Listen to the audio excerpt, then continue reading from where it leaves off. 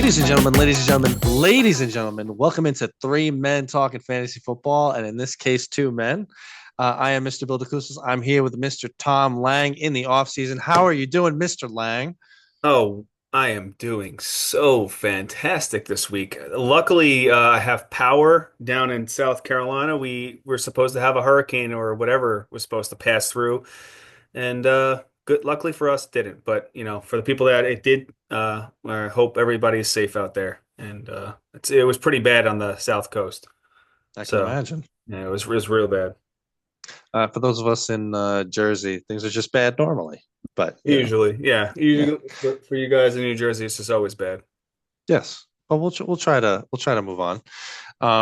But we are coming to you guys in the off season. We're continuing our conversation today on running backs. Today we'll be covering running backs of current ADP. This is pre NFL draft ADP running backs 13 to 24 and a couple honorable dishonorable mentions.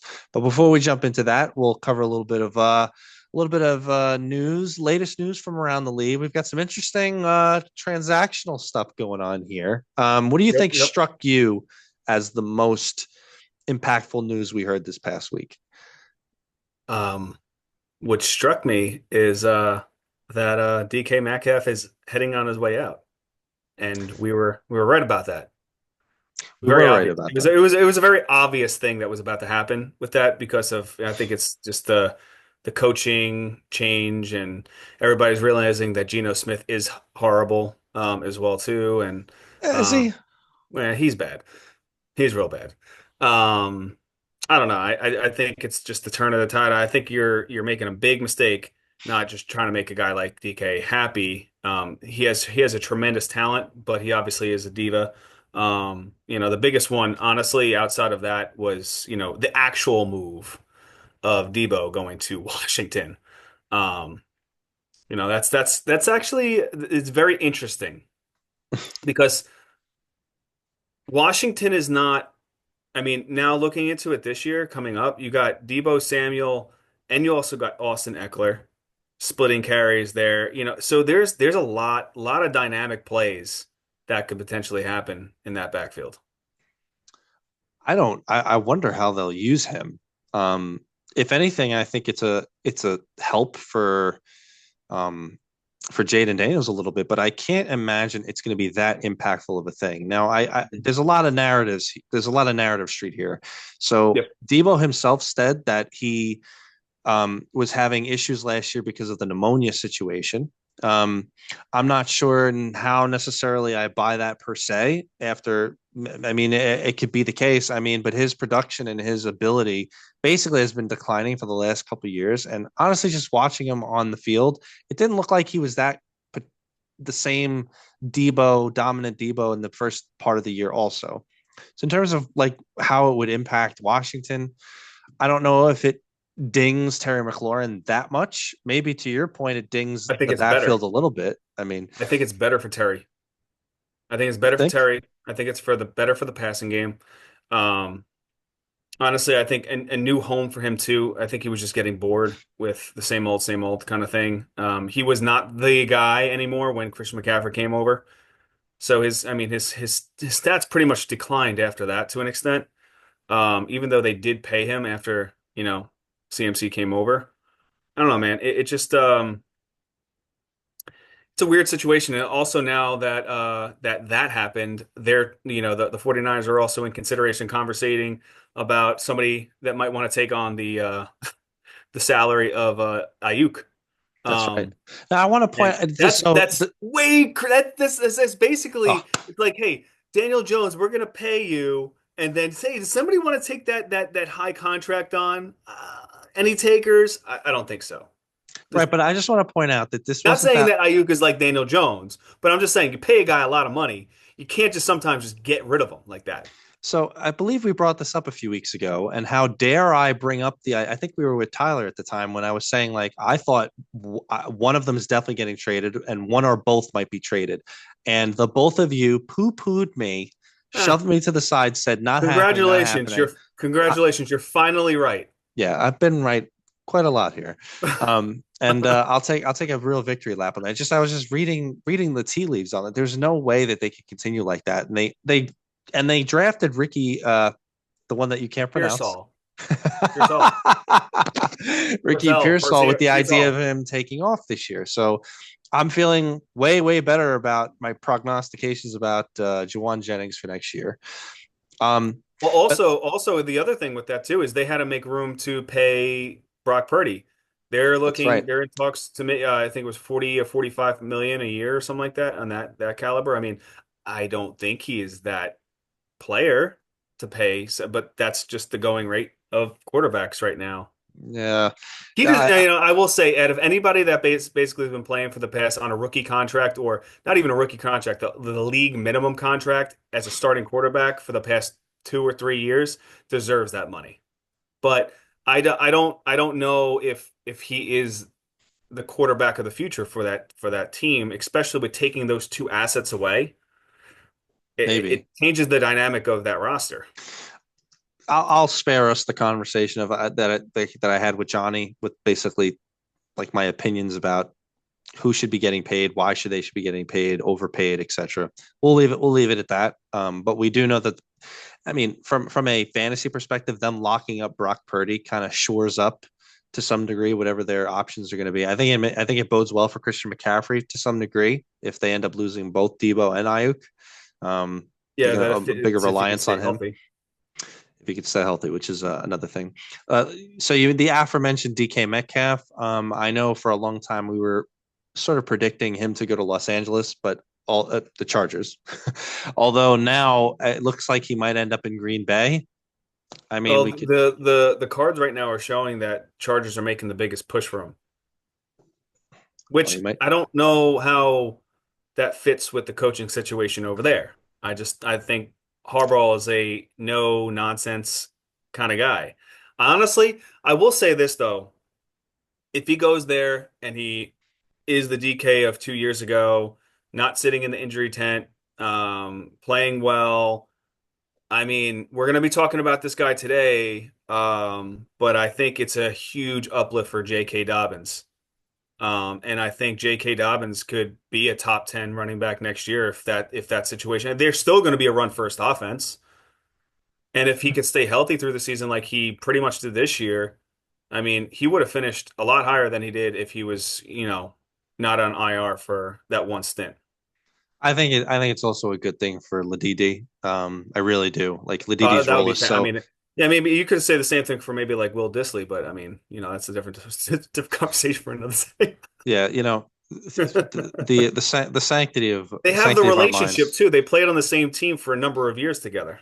I'm not. I don't think it respects you if I even entertain that name in this conversation. Couple other quick notes. So Stafford is going to be staying in Los Angeles, which is really awesome. It makes me feel way better about Puka. I'd be very, very Yeah. happy with him as my wide receiver one. Um, And so they the Jet. wouldn't, and they also wouldn't have kind of like locked that in unless like the coaching staff was staying as well. So I think that coaching staff stays, quarterback stays. They're still shopping Cooper Cup. Who knows if that happens? Um, I mean, Cooper Cup could just potentially retire. Sure. Um, but because he made it very clear that he wanted to retire in LA in that uniform. So I mean that now he could go to another team and then come back and they could sign him for a day and retire him that way. But I think he has a little bit more football left in him, kind of like our legacy guy of this past year, Mr. Thielen. Um, and I think Cooper Cup has a little bit more leg there. So I would like to see him play on another team. Couple other quick notes. So the Jets have fully released Aaron Devontae. Rodgers and Devontae Adams too. And Lazard is he was either he's seeking to be traded or something like that. I have no Yeah, idea. because of course he is. Well, I'm it's not. because he wants Aaron Rodgers. If Aaron Rodgers signs with the Giants, then Lazard and it's just gonna be it'll be even worse. Well, I know that Stafford for a while was rumored to be going to New York. So now that he's not, I guess it kind of leaves it, you know, It open a was like little a bit. package deal with Stafford and Cup, but I don't know, like, Maybe. if my perspective with that whole thing was like, and I don't know if it was just talk but or if it was just, speculation or anything like that. I really don't think if the Los Angeles Rams were anticipating on trading Cup, well, Stafford has to be partaking in those conversations, I believe. It's not just like, and it being out there in the open, you know, I think Who he had knows? obviously throughout the past 2 years, he had more of a connection with Puka. I'm not, I'm still not a Puka guy. Um, I don't know how you couldn't be. I don't know, but I just, I don't, I never saw that happening with the two of them coming over. Okay. Some other quick notes. So we just had a lot of a big chunk of the NFL Combine going on, and I'm gonna my personal opinion about this from a viewership perspective is we're not going to comment too much on how certain performances that kind of stood out didn't stand out. I mean, we'll get into certain fantasy stuff as we get into the draft and post draft in terms of mentioning rookies. But I did want to mention the point of to you, and I wanted to get your opinion that like as time has gone on, the NFL Combine has become less and less important as a thing. Yeah. Um, and I'm actually for it, considering that like perfect example, Puka Nakua had an awful NFL Combine, but he's an amazing player. He really, really is. Like the Combine is just like not that much, and also a lot of these guys. They're not. A lot of the notable guys aren't even going anymore. They're just going to have their own pro day, and then Yeah, that's the end of it. and Like, sometimes they don't even do the full pro day. They just do what they feel are they're best at. I mean, but again, right, I mean, yes, does it, bench pressing, 225, 165 times, does that make you the strongest man in the world? Like, when it comes down to bench pressing, yeah, 100%, but can you correlate that to the field, right? right. I just feel like a lot of these, the combine is the combine reminds me of like the NBA season. The regular NBA season, it's irrelevant at this point. Um, but yeah, I mean, it's good to see some of these younger guys that never. I think the combine is better for players that you are not there to see. That's On the what. on the bubble players. I Yeah, mean, maybe, but like I always this is my favorite examples of this. You have Puka Nakua, who had an awful, awful combine. He's an amazing player, and because he's running away from people on the NFL field. Meanwhile, John Ross, okay, this after Worthy broke his record, the second, like the fastest NFL combine 40 time ever. What real amazing NFL career that did. Like it just like nothing. he was a I don't boom or know. bust player. No boom, almost nothing. Some boom, he some couldn't boom. even he couldn't even get on the field. So I mean, it's just take it with a grain of salt. I mean, and we'll be commenting on players once we get to the point of drafting and when they declare. So like for example, we're going to be discussing running backs as we mentioned last week. Most notably off the list is any rookie running backs. A couple of whom might be showing up in the top 24, depending on different locations, including definitely Jonte for sure. So it's just worth mentioning. So any other news? No, I think outside of that, I think we're good. All right. All right, let's jump right into ADP running backs pre NFL draft. So we've already covered the top 12 last week. By the way, couple housekeeping things. So this is best ball right now because this is the only ADP that we have to go off. So to some degree, we are skewing slightly more boomery, busty kind of guys, but it gives you a really good idea where people see people. And I've kind of compared to prior years. A lot of the people tend to stay in the range unless there's some major news that happens. So we've already covered the top 12 and another quick reminder. So like we just said before, no rookies. So top 12, Saquon Barkley, Bijan, Jameer Gibbs, Devon Achane, Derrick Henry, Christian McCaffrey, Jonathan Taylor, Josh Jacobs, Bucky Irving, Brees Hall, Chase Brown, and Kyron Williams. So coming in at ADP number 13, we have the criminally underrated every Yeah, single year, James Cook. it's Um, ridiculous. It's ridiculous. You're on basically pretty much. I mean, they're a 50-50 offense, but you're on Josh Allen's roster as the number one running back there. right. It's criminal, man. It's I mean, if you could get James Cook, in the third, fourth round as your number one running back, I mean, you're gold. I have there's no disagreement here. I'm speaking as somebody who got completely destroyed by James Cook in some of the most important weeks last year. I mean, but it's every single year. He's outperforming his ADP every single year. Unbelievable offense, like you just mentioned with Josh Allen. I think that I mean, outside people of that, I mean, there's no really other players that will pretty much say is a number one, running back outside the top 12, projected for next year that you can really plug in as a number one running back. I can. I mean, all right. So There's a few, but this he stands out the furthest out of anybody else. give me a guy you would take him over because we're singing his praises.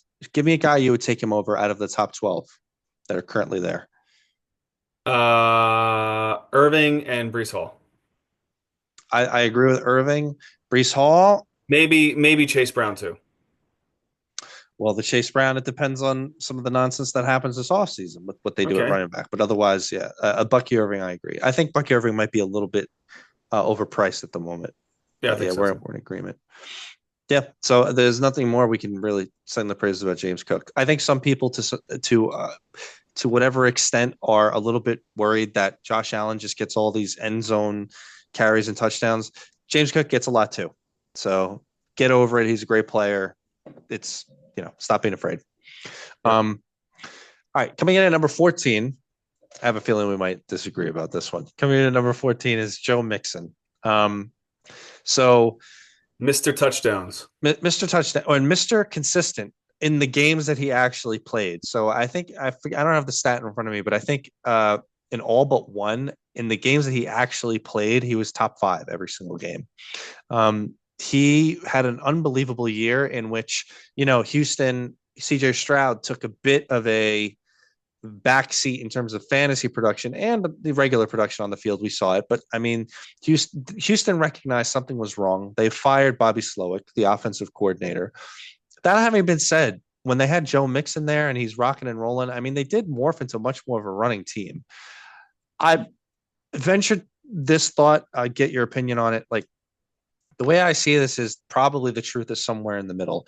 CJ Stroud is not going to revert to just slinging it all over the field with reckless abandon, in an efficient way, similar to what he did as a rookie, but he's not going to be as bad as he was this year. So the passing is going to improve slightly or maybe slightly to moderately. I don't think that hits Joe Mixon's, his stock that hard. That having been said, he's another year older. I don't think he's in the same timeless category as Derrick Henry and Christian McCaffrey. Do you think he's overpriced here? What do you think? No, I think to be completely honest, from 2024 to 2021, this is his first time outside the top 12 finishing. Um, and he only outside of that, he's only had one full season of 17 games, where he top finished not number five. 2021, that's before they did the extension because 2022 is when it went to 18 games. So he had 16 games. He finished number three there. Um, Honestly, I think, he's in probably one of the better scenarios on this roster, because they're leaning more towards the run with him. And when they get in the red zone, they're not throwing the ball. They're handing the ball off to him. So 11 touchdowns for him was fantastic on the ground. I think he is a candidate that can finish in the top 12, compete with the top 12 next year. It just his statistics really show it. I mean, if you look even further back, 2020 he got injured, right? So basically he only had 6 games, 119 attempts. But then before that, 2019, 2018, he was number 13 and number 9.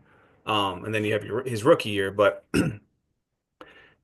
I think really, he's kind of his career is not at the end. Like, I'm not talking about like this is the last year or the second last year. He had a lot of run last year. He had a lot of great opportunities, and I think he's a fantastic RB2. He's not an RB1 that I'd feel 100% comfortable every single week starting unless you're like unless you're, loading up your running backs from round four on, 4 or 5 running backs just loading up there, and then you're kind of rolling the dice, hoping one of them hits as an RB1 at the end of the year. But um, I think he's a great player. I think he's always been a great player. I've always shied away from him because I always felt like he was inconsistent. But if you, you know, he's, but if you look at the stats and you look at everything, when he's healthy, he's good, and I think he's in a better situation now. With a rookie, with a younger quarterback that doesn't have the connection as say a Burrow did with a Chase. And like you said, I mean, consistency is interesting. Like this particular year, he crushed the consistency metric, but Yeah. in general, ultimately, he's finishing at a great spot. Like towards the end of the year, maybe some games he's a little bit more, hit or miss or whatever. I think the reason I might be a little colder on him than you is I try to regress to the mean in terms of running back age, on top of the fact of Houston, whatever they were doing offensively, successfully or not, they ultimately it wasn't overly effective. I mean, they ultimately got the job done in a bad division, and then like they fired slow. So like the team is telling everybody we weren't so happy. So I'm unless I think on next a year, team in which they have an aging running back, he would have to be getting the same, if not more, volume to be able to perform in the way that he was, which I do not see happening. But you know, like, but I agree with your assessment that like if I end up with him as a low end RB2, which is what I would see him as, I guess I'd be all right. You all know, right. Well, let's put it this way. Would you rather take? Let's just say this is your scenario, right? Um, would you pass on Joe Mixon at the end of four, or would you wait a little bit longer and feel more comfortable as David Montgomery as your number one running back at 6'4" potentially? as my number. Well, Number one. don't go so much by the rounds and positions No, as and they I are get a that. little I bit get because that. of the But best ball would thing. you feel more comfortable with a David Passing on Montgomery him to go with David position over Montgomery. and be able to wait on David Montgomery, or do you feel like you need to grab Joe Mixon as say if you went receiver, receiver, receiver, and you're like, all right, now I got to get my running back. I would probably be happier with David Montgomery, to be honest. I mean, I really would. I mean, but again, we're just talking opinions. I just see Joe Mixon in a different light, like Why? Because going. now you're looking at me like, oh, I could get Alvin Kamara in the fifth round, and then I could go David Montgomery. Well, I'm trying to look at each. The way that I'm looking at this is I'm not even really looking at. I'm just looking at how they're ordered amongst each other. I'm not looking at their overall draft position because it's best ball. It's a little bit. So I'm trying to say, who would I rather have for my team? Would I rather have Joe Mixon or would I rather have Montgomery? And my answer right now is Montgomery, personally. No, I think uh, I think you're wrong. Okay, that's fine. Well, let's talk about the next guy. Let's move on. Number 15, a great name. So we've got Chuba Hubbard here at number 15. I I mean, I would take him over Joe Mixon. I maybe one name in the top. Like I see Chuba as a very high end running back two, maybe low end running back one. I don't think he gets enough credit. I mean, he really did have a great year. Brooks got injured again. He's not going to be coming back in any significant capacity until well into next year. Then they're going to take their time with him on an offense that is improving. Bryce finally got his big boy pants on. I'm high on Chuba. I don't see how anybody could not be. Do you agree? Or Yeah, no, I am high on him, but I would pump the brakes a little bit when Brooks does come back because I think that there's going to be a sharing position there. I think, they're going to try to preserve the carries for Chuba after Brooks is back and Brooks is healthy. So I don't see him getting 250 attempts. I see it closer to like the 200 marker. But I mean, say a guy that's having 200 for 1,000 yards and um, how many touchdowns he had last year? He had 10 touchdowns. I mean, I do think that Brooks will feed into that a little bit. So I think, he's a solid. um, solid RB2, um, and with RB1 upside week in, week out. But again, it just depends on that offense. If they do start playing better and they're being more consistent with the better play and they're in games and they're able to run the ball, then obviously it's a good pick right there. But I will say, like, last couple of years, Chuba was criminal. Like, grabbing him in the eighth, ninth, 10th round. Yep. I mean, and him finishing as number 15 last year. And now He finished way higher than that. I don't have the number in front of me, but he was he well. finished he finished number 15. I got that right here. Um, yeah, I'll vet that. But you yes, can bet that go if you ahead. want. Yeah. Yeah, if you look on Fantasy Pros, you pull that up, a half point PPR to 2024, finished number 15. Um, but yeah, I mean, I just really think that um past couple of years he's been, it's and I'm talking the full season. I'm not looking 1 through One 17. through 17, Chuba half PPR finishes running back 12. Anyway, Okay. but yeah, but the point is, like, your point is well taken. My I mean, point is my he point was is that, drafted in like the ninth, 10th, 11th yeah, and round. I now mean, he and was a now you're league gonna winner. and here's the thing, now you're gonna be drafting him at his value. So Sure. is it something that you wanna draft him at his value, or if you could hold and you could grab him later, yeah, it makes a lot more sense. But the past couple of years, you were able to grab him in the 8th, 9th, 10th round, That's true. steal all day long, and he was basically, he was league winner and on some rosters. So That's a good point. We talk all the time. You and me have the same philosophy on this. About I'm not crazy about running backs on bad teams, to be honest. But my thought is, I'm happy to have them if they're the guy. If they're the guy and they're, three down back, blah blah blah. Okay, I'll go with that. Otherwise, like, that's why we're always so high on Montgomery and Gibbs. That's a great team. That's a great offense. Okay, we're rolling with two backs there. yeah. But to your point, if Brooks does eat into it, it won't be as good. And already they're improving, but they're not the best offense. It's a bit rose for caution. I don't see Brooks coming in any capacity eating into this. They've committed to Chuba. They Yeah, gave him the contract. they committed to Chuba. They committed to Chuba, but last year they signed Brooks, with the injury coming in, and then he had an injury I mean, mid-season. they tried to get Miles Sanders in there. He failed. I mean, Chuba. I just think Chuba's going to succeed where others have failed. Again, I feel moving into next year, Yeah. drafting him at the value that he's been projected now, at his specific value. I just don't know if it's worth You think the he's at tax. his ceiling where he's going? Yeah, there you can't get higher. Okay. All right. We could see how it shakes out as it gets a little closer to after Yeah. rookies, etc. Coming Well, I in mean, just let's say yeah. this. Would you take him over Alvin Kamara? No, I would not. Okay, No, I would not. so Alvin Kamara is projected a end of fifth round. So you can hindsight is, as you're going through the draft, looking at it, it's one thing, but like for real, like you got a guy that's projected almost a full round ahead of him, and Alvin Kamara is literally that offense.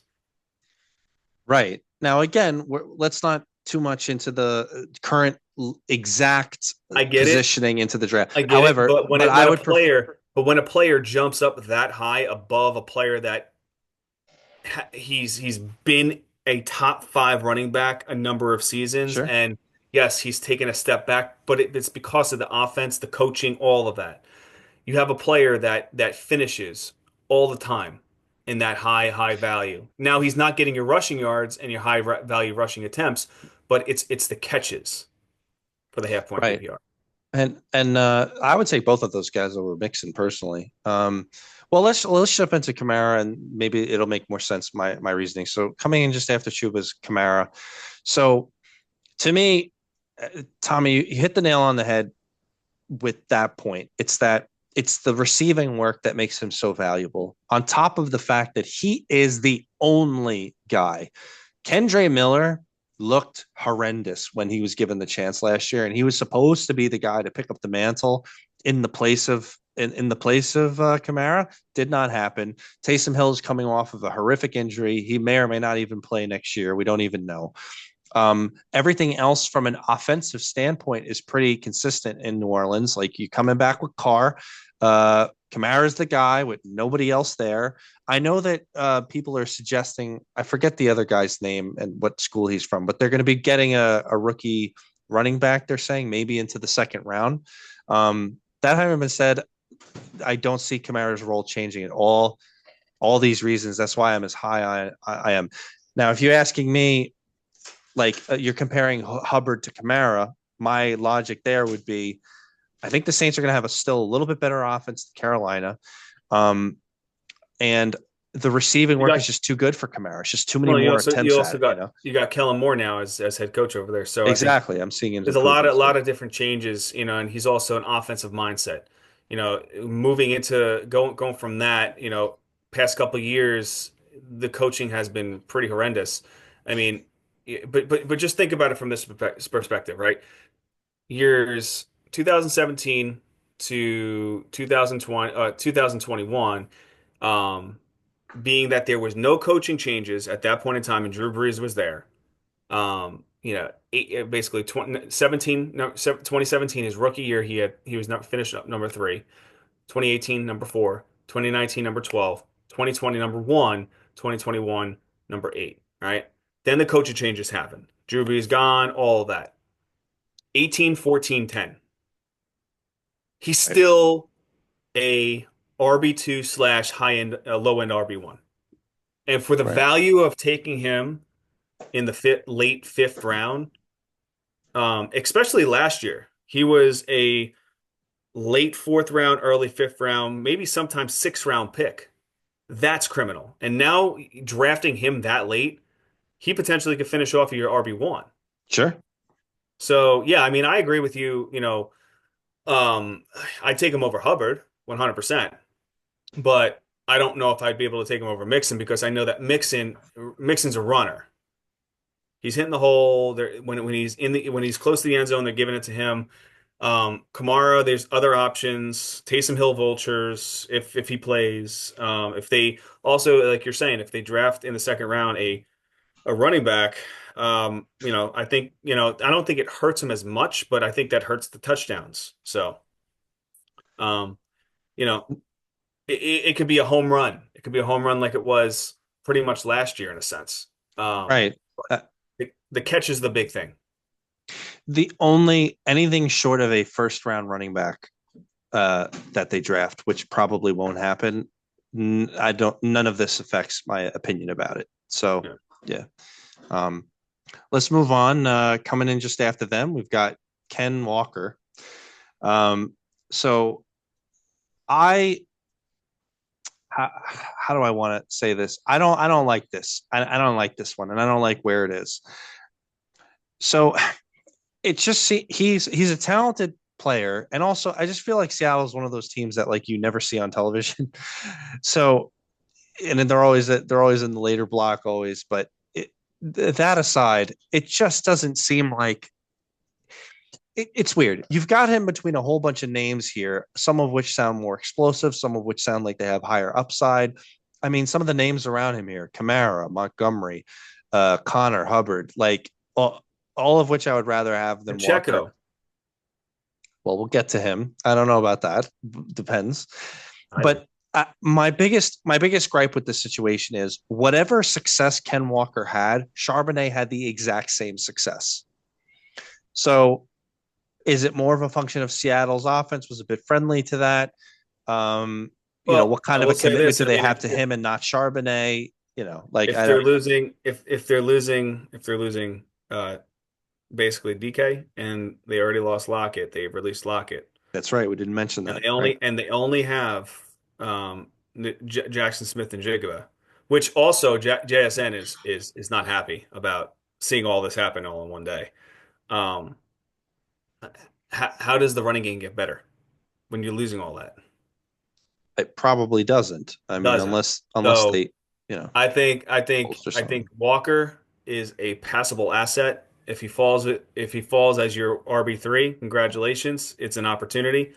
But I just think he's a passable asset that I would not feel comfortable having. I think I think the Seattle Seahawks are going to be a bad team next year, and they're going to be bottom of the barrel. You might be right. I mean, it's hard to remember. Like, they did win 10 games this past year, and they Yeah. were not a bad team per se.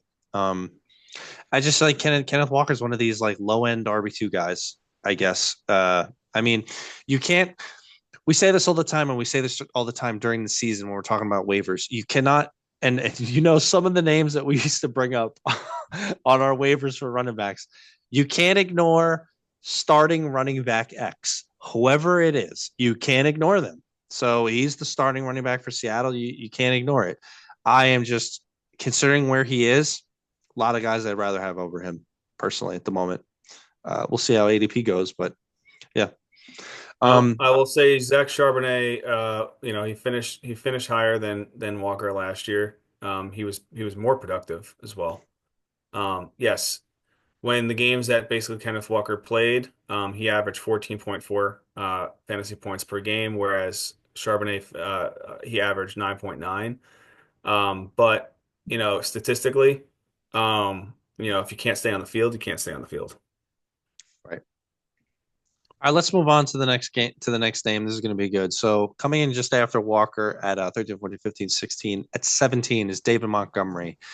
So the entire conversation around Montgomery here is based upon what you believe about the Detroit Lions offense post Ben Johnson. Do they continue with this two-headed running attack and a ridiculous, 50 million touchdowns, 50 points in lots of games? Like, are they still able to maintain that? Probably not. It's going to be a little bit of a hit. Ben Johnson was a great play caller and a great player. That having been said, they have all the same personnel. It's still Dan Campbell. It's still going to be the same kind of mindset. Um, so, and Montgomery's value was really that the fact that he just rolled into the end zone every play, every game, on top of just being really efficient and an efficient offense. Is there anything to be afraid of with Montgomery next year? Because I don't feel that way. I was just high. I just said I was high on him. What do you think? Like, No, I think he's for his ADP. I think you're getting a value. do you think? Here's a question for you. So, just the Detroit Lions in general, and I'm seeing a lot of this stuff in the media. So Ben Johnson leaves, and he took his closest like assistant with him from Detroit. They both leave, and they go to Chicago. Do you put How much stock do you put into the fact of Detroit's offense is going to take a hit? Um, Do you think it's being who they sign? overstated, or Who they sign? Was it the was it the I think it was the offensive line coach that got the it was like his assistant? I forget the guy's name. He's now the offensive coordinator in Chicago. I'll look that up while you comment. Yeah. well what I'm saying is I think that they're not gonna they're not gonna try to there's nothing broken with their offense. Declan So Doyle. that's the offensive coordinator now. He was the now he's the offensive coordinator. Now again, it's going to be Ben Johnson calling the plays in Chicago. But again, like, what do you make of the fact that how much of a ding is this going to have on Detroit? Well, like I just said, who's Yeah, the yeah. offensive coordinator for the Oh, Lions? now, sorry, I'll vet that. I forget the guy's name. And honestly, I don't think that anything's drastically going to change because the wheel's not broken. Ah, so yeah, it's John Morton, and I know John Morton has a history with Dan Campbell. He's worked with him in the past. He was the pass game coordinator for the Broncos last year. So yeah, it's a Now, perfectly viable yeah, fill in. and again, I don't think, I mean, it also, the NFL, like we keep saying, is a copycat system. It's a copycat league. Why wouldn't another offensive coordinator that just comes in and basically just mimics basically the play schemes and all that stuff? It's not like they don't have the plays, the specifics behind it. I mean, Dan Campbell doesn't want to, throw away what he's done for the past 2 years. So I don't see anything negative happening. David Because the copy is Montgomery, never as good as the original. I mean, no, it's not. But you know what? When you have the same players running it and the same scheme, they could just mimic the scheme. It just is what it is. I mean, you're not going to get high snap percentages from David Montgomery, right? You're going to get the highest you're going to get is 56 snap percentage. That's the highest from last year going against Green Bay. which actually was probably one of his weakest performances. His best performances is actually when he goes under, he's in the 40s or 30s, basically his snap percentage. And it's because he's rested. And that's what I keep really pushing every single conversation about when we talk about Gibbs and Montgomery is the less time they're on the field, great. Because when they're on the field, they're explosive or they're scoring a touchdown. Right. I don't know. Gibbs was better when Montgomery wasn't there. I don't know. It's a But weird thing. he was better. He was better to some point, but Montgomery, when he's healthy and Gibbs is there, he's fantastic. There is he this is if you're able to get him in the sixth, seventh round, or even the fifth round, it's a steal. It's a steal. Yeah, He has RB1 numbers, week in, week out at some points. sure. And the most important thing is he's consistent. He's That's the going to get thing. the Yeah. production, roll He's right not into boomer the end bust. zone. He's not boomer bust. I mean, you're drafting him as your RB2, potentially your flex, and he's Sure. putting up RB1 numbers. So there's no hesitation on him. Um, I wouldn't reach for him in the second, third round, No, uh, but you're getting great value where you'd be drafting him. I, No, I, I put a little bit of stock into it. To me, it's just inevitable that Detroit's offense is going to take a little bit of a hit. However, to some degree, I think that the whole changeover situation kind of benefits both of the running backs. They're going to lean more on them as they transition into the new offensive coordinator, new play calling, etc. So and anyway, I echo all to your sentiments about Montgomery. I really do. So yeah, yeah. Let's move on. So we've got James Conner, the only bright spot about Arizona from last year. Man, we had a fun bash in Arizona, but there's really nothing bad to say about Connor. Another year older, doesn't matter, keeps on chugging. Every single year, he just comes through just on sheer volume. And if you watch the way he runs, I mean, he makes his way despite average offensive line player, average weapons in Arizona. I mean, he just gets it done. Where he's being drafted is, you're paying a steeper price than you would have paid last year for him. Now, a lot of people basically got him on a steal last year. yeah. I think A that lot of people were passing on him last year pretty heavily. it's funny. There's some names above him that I think I would take below Connor, and then there's some names below Connor I think I would take above him. So I guess that means he's right from an RB perspective. Where do you see him? Like, Um, I think you're getting him at his middle game right there. I think he can finish in the top 12 some weeks. Um, so I think value wise, I think it's a pretty good value where he's being drafted. Now it's a better value than drafting a Chuba 100% where Chuba is compared to James Conner. James Conner gets catches, same thing with Chuba, but I think James Conner has more value in getting touchdowns, and he's more consistent with it as well. And I think that offense they'll score more than you know, unless Carolina goes into it next year with the same consistency ratio that they had it towards the end of the year, scoring 25 plus points. who knows? And So Arizona's going to have to improve at literally everything. I mean, Yeah, I mean, we'll see. I mean, going into last year, we were looking at James Conner, just saying, all right, well, this is probably the last year. And he proved everybody wrong.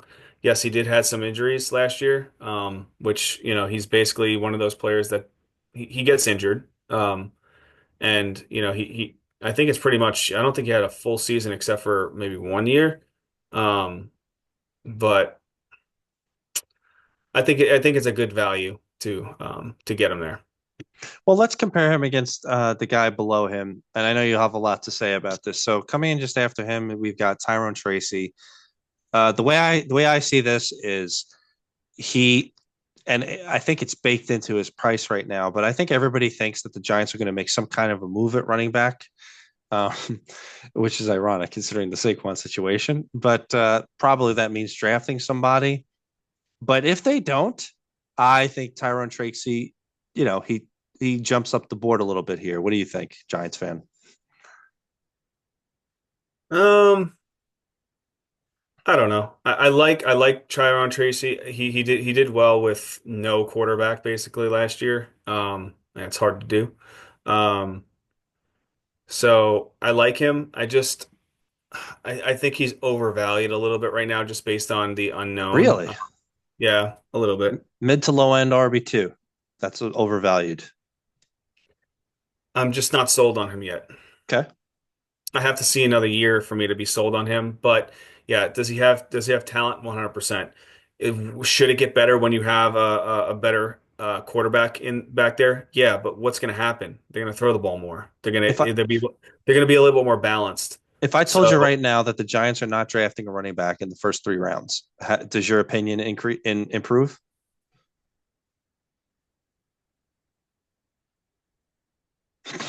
I don't know. Tyron Tracy, I need a little bit more time on him. I need to do a little bit more, analytics and see, watch some. I mean, it was hard for me to watch Giants games last year, so to watch That's what stats this. on a Giants player right now. I know fantasy football. So I'm very open about drafting players and everybody. What's funny is I'm terrified to draft Giants players all the time. So. It's Um, funny. This is a fair point. Without we're not throwing too many people under the bus here, but like, I mean, we mentioned him right after Connor because they're going in a similar kind of spot. I mean, I have basically opposing opinions about both of them, which is Tyrone Tracy. I'm saying if the Giants don't draft the back, I would definitely rather have Tracy at the look, moment. But if I mean Connor, we already know who his replacement is. It's going to there's be Trey Benson. So the there's question is two how much Trey Benson kind of eats into his. So I mean Tracy to some degree represents a bit of a higher upside, depending on because there's some more unknown there. But there's you know, two players that I would take over Tyrone Tracy behind him, okay, and one is Isaiah Pacheco, and the okay. other one is J.K. Dobbins. Oh man, we're gonna have some disagreements. All right, let's go to the next game, the next name, because we'll get to the disagreements. So coming to the next name here, we've got Tony Pollard. Now, I don't. This is one that I need to ask your opinion on. I don't know what to make of this. Tony Pollard had a good year, and then got injured, and then did not have a good year, and then in his stead, um, oh my gosh, I'm gonna forget his name. Tajay Spears. Spears went and crushed it for whatever it was, 2 or 3 weeks or so. Hmm. I don't know what they're doing at running back. I don't know what the entire team is doing. I know Well, that Callahan is. I know you got a lot to say about the Mayo King, but like I know that Callahan is a run first kind of guy, especially, and you have to be with Levis there at quarterback. I still think Levis has potential, but that's another story. What do you make of Pollard? Is there any upside there? Is he just completely 50-50 with Spears in a bad offense? What do you think? I think it's 50-50. Um, Tajay Spears and Tony Pollard will be splitting carries next year. That's Okay. it. On a bad offense. Not a bad offense. Right. Well, we say that all the time then.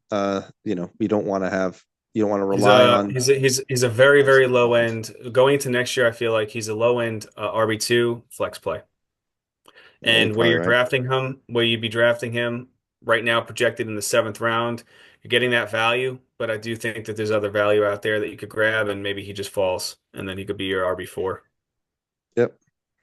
All right, finish coming in just after a Pollard is Jalen Warren actually. So Jalen Warren is actually going significantly higher than Najee Harris in Well, it's uh because in he's in best ball. because Harris is an unrestricted free agent, so he could sign with anybody next year. Right. To some degree, yeah, the risk of that is being baked into the price. So it remains to be seen where that'll be. That having been said, let's just comment on both of the guys. Um, I thought basically up until a certain point last year, I kept thinking that Jalen Warren is really awesome. He's the better back. Najee Harris is more plotting.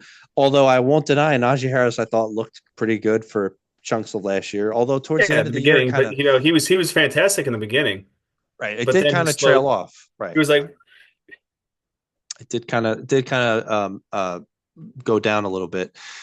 If I'm going to be in as a mid-range, like I'm sure the price will improve or whatever. I'll be in as a mid-range RB2 to low-end RB2 for whichever back ends up as the back that's staying there. If they're both are in, I don't know. It's probably more of a Jalen Warren as your go-to flex play. Najee Harris is a very low-end running back too at that point.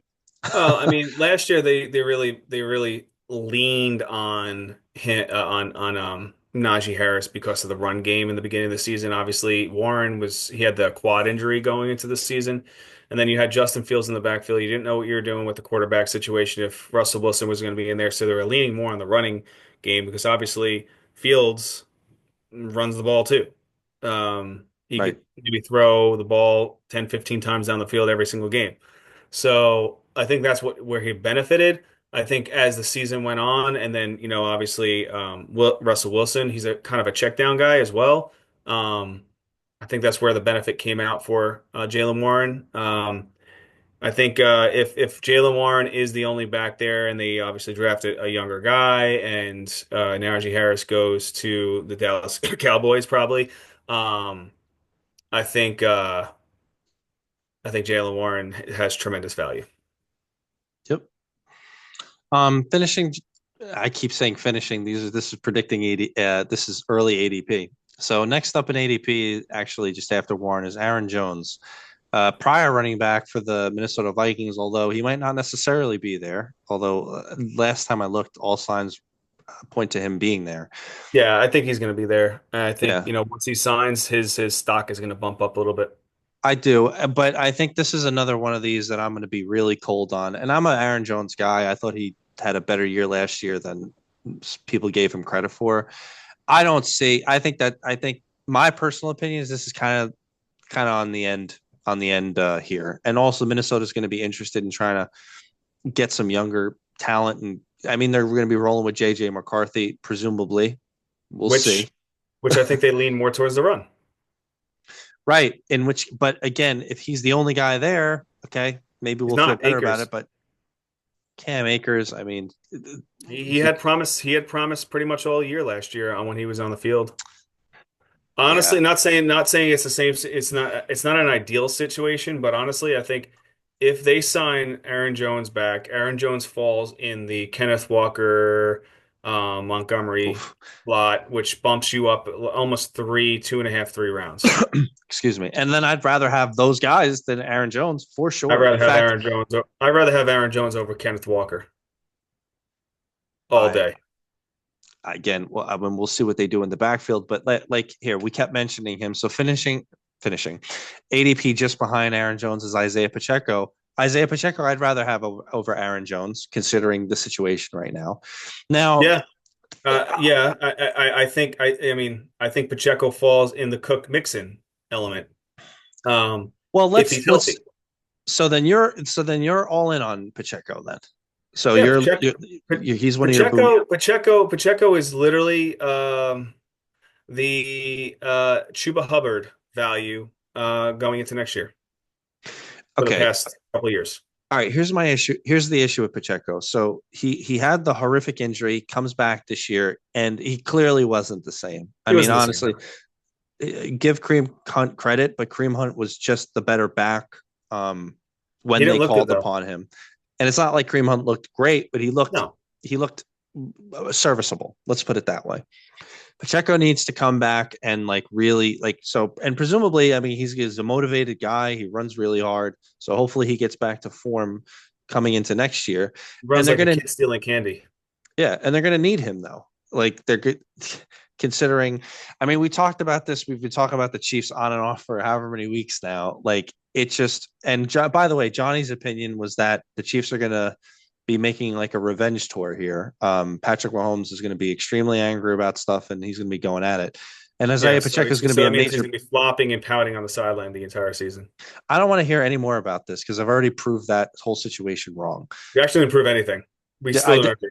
but I did though. But Nobody agrees anyway, with you. yeah, Nobody agrees with you.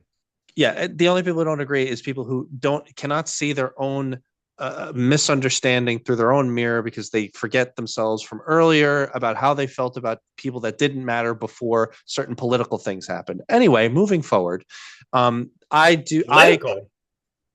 because nobody would have cared before Taylor Swift got involved and How is that political? Travis Kelsey did the commercial. Otherwise, nobody would have cared. Anyway, moving on. Isaiah Pacheco, I see the exact same way. I do think he was not the same guy. He's going to be making some leaps and bounds. And to your point, I'd rather have him over Aaron Jones, Jalen Warren, Tony Pollard.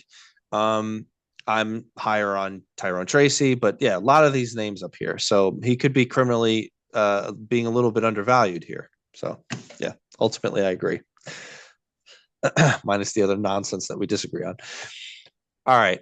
So that covers of running backs 13 to 24 as they sit now. Let's talk about a couple guys outside of the top 24 that we think could be making a splash. Maybe they're undervalued, or maybe they're just worth mentioning because they might jump in for whatever reason. So I know you kept mentioning Dobbins a few times. Why don't you sell the case for Dobbins there? I mean, there's really nothing to sell. J.K. Dobbins was a fantastic player. I mean, right now he's an unrestricted free agent, so I think they're going to sign him for a 2-year deal, most likely. I mean, it'd be unbelievable if they don't. But I think J.K. stays in L.A. Chargers, and I think his value, I think his ADP is going to jump up a little bit more than the 9.6 that is shown right now. Um, So I think, he's going to be kind of like a eighth round kind of caliber, and I think that's tremendous value based on his production that he provided this year.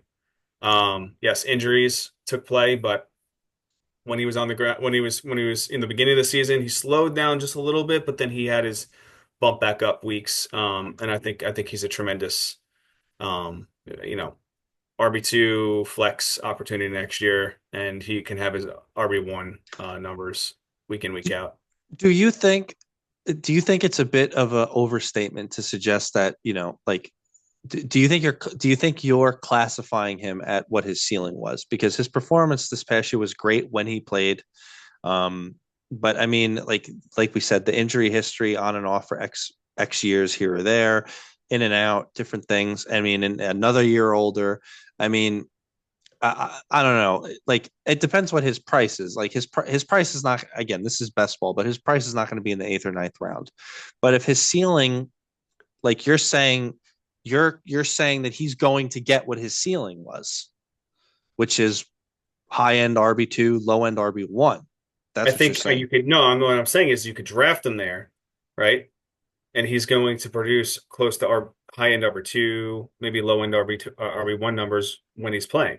Now his health is the problem at times, but when he's on the field, he's productive.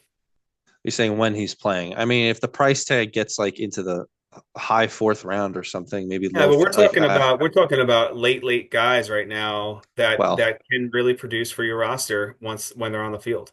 I mean, well, the other guy that I really like is Brian Robinson. Brian sure. Robinson, yes, he's a hard-nosed running guy. He is the technically he is the RB1 on that roster. And I think based on Debo coming there, I think his value is going to only go up higher. I think he's going to finish a lot higher than what he's been producing the past couple of years. I think his touchdowns maybe get dissipated a little bit, but I think his carries go up, and his yards per carry go up, and he gets some significant numbers next year. No, I guess you mentioned you don't think Debo has any sort of an impact to him, and you also don't think Eckler coming back has any impact here. Very little, Eckler's if any. used Eckler is used differently than Brian Robinson's used. Eckler is a passing down. Brian Robinson's not in the passing game, pretty much. I think, the only difference will be basically you'll have Debo and also Eckler in the backfield on passing downs, where Brian Robinson will be on the bench. But I don't foresee that roster really playing from behind a lot next year. I think they're going to be able to control a nice number of games next year. Yeah, the NFC East is going to be a tough division, I think, moving forward, like it always is. Who knows what happens with the Giants and the Cowboys next year? But outside of that, I think it's they're going to be able to be a little bit more resilient running the ball.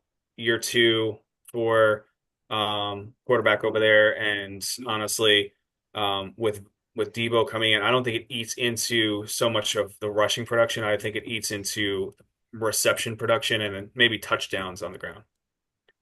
The names I'm high on is DeAndre Swift. So, like we said, Ben Johnson, he's there now. They're going to be improving the offense, and DeAndre Swift was pretty good for considering how inconsistent the offense was, and Caleb Williams looked. So presumably the offense is going to improve. It's just a question of how much. I think DeAndre Swift is going to be a big component of that. Ben Johnson showed that he absolutely knows how to use running backs. The only question there is whether Chicago maybe drafts a back, depending on where that goes. I know that Roshan Johnson is a perfectly viable backup. He showed signs himself, so I don't think that they're necessarily going to do that. So I think DeAndre Swift might be a little bit undervalued at the moment, which I thought I'd never say that sentence. But it could be good things going forward. I agree with your take on Brian Robinson. Some names on here that I were most notably not bringing up because we don't feel like Ramondre Stevenson, who's just outside the top 24. Man, it's just sheer volume. Other than that, I mean, it's just plotting he's another plotter. Presumably, and this is not going to be the best of offenses. I mean, hopefully Drake May can take another step forward now with Josh McDaniels there in New England. But I mean, I think Stevenson is kind of the shine's a little bit off there. I don't know. I kind of like the situation with Stevenson and that new coaching. Basically, the whole coaching situation back there. They're more of a running culture. Um, I don't know.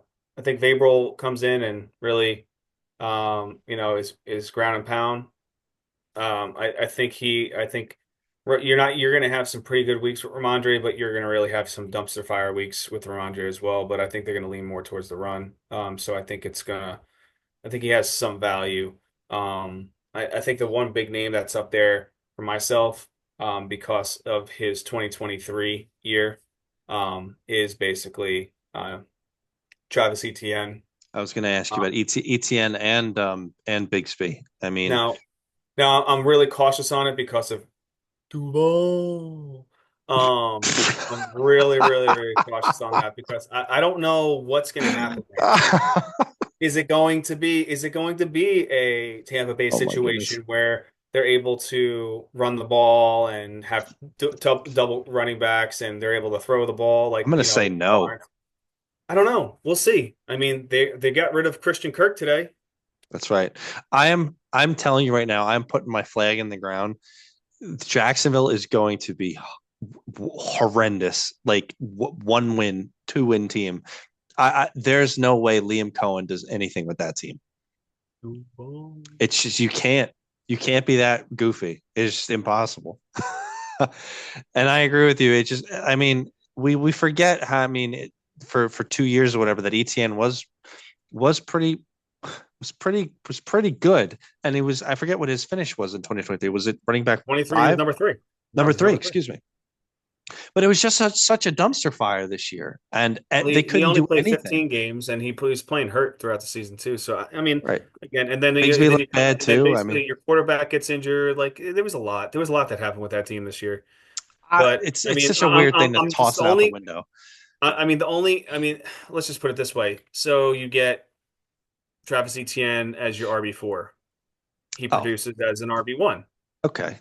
You But know, that's a big statement. I mean, I mean, I imagine. a guy we've seen this before through the years. A guy that had a really horrible situation the year before gets injured, quarterback gets hurt, things like that. Coach gets fired, new coach Oh, gets this better be a hired. good comp. Let's see. We'll see. I mean, the guy basically is, being targeted around 7, 8, 9 round this year. Yeah, there's some value there. I'd roll the dice on that. Again, if that's the price, sure. I think But that's going to be the price. I think I don't he's a know. seventh, eighth, potential round running back going into this year, and that is a value. that is probably the value of the draft. Maybe. I mean, we'll wait and see. I can't imagine. I know that best ball kind of pushes some of that down on these ends of running backs. A little bit Yeah, because, because quarterbacks are valued a little bit higher in best ball. right. But again, Backup tight ends, etc. Yeah. Um, I have one more name. Do you have any other names? I have one more name I want to bring up. no, Uh, I know you talk about. yeah. So one more quick name just to mention. So running back for the Dallas Cowboys, Rico Suave. So Until Najee Harris gets signed by the Cowboys, or until Gianti gets drafted by the Cowboys. So they're if gonna for mess some that one up. they might. That's insofar all I want to mention. Insert starting running back for the Cowboys here. Whatever that name is going to be valuable, and I will see that name as a low end RB2 at least. If it's Gianti, I'll see as a for first, like top 10 guy. But if they mess that up and they don't do it, or they get other guys or whatever, then Suave is 100%. I keep saying that. Rico Dowdle, for everybody who doesn't know what I'm talking about. He was valuable this year. You cannot deny it. You cannot deny it. So, yeah. Any of the other quick names just to mention, just like I mean, Rico Dowdle is also an unrestricted free agent, so who even knows if they re-sign him? well, they will if they don't get any other guys, which is Well, almost a free guarantee at agency this point. opens up before the draft. Oh, that's right. I mean, we'll wait and see. What if Um, somebody signs him and they have no running back? so there we go. Um, yeah, I'm gonna ignore that little quick. So there we go. That covers early ADP. This is pre NFL draft, so we're not counting rookies, and we're going off of best ball. So running backs 1 to 24. We mentioned some other guys. We'll be getting into some early wide receivers next week, and then we've got some other, and then of course we got tight ends, quarterbacks, etc. And then we got some good stuff planned for you guys in the off season, especially after the NFL draft when we really start seeing where things shake out. We'll get into the math and strategy. So, any closing thoughts? No, again, like I say every single week, we really truly appreciate everybody that takes the time to watch our video, listen to our video. If you guys could like, share, and subscribe, that'd be tremendous. We thoroughly appreciate it. And yeah, we're looking to get on for the next one for y'all. Awesome. Thank you, everybody. Good night. Good night. Thank you, everybody.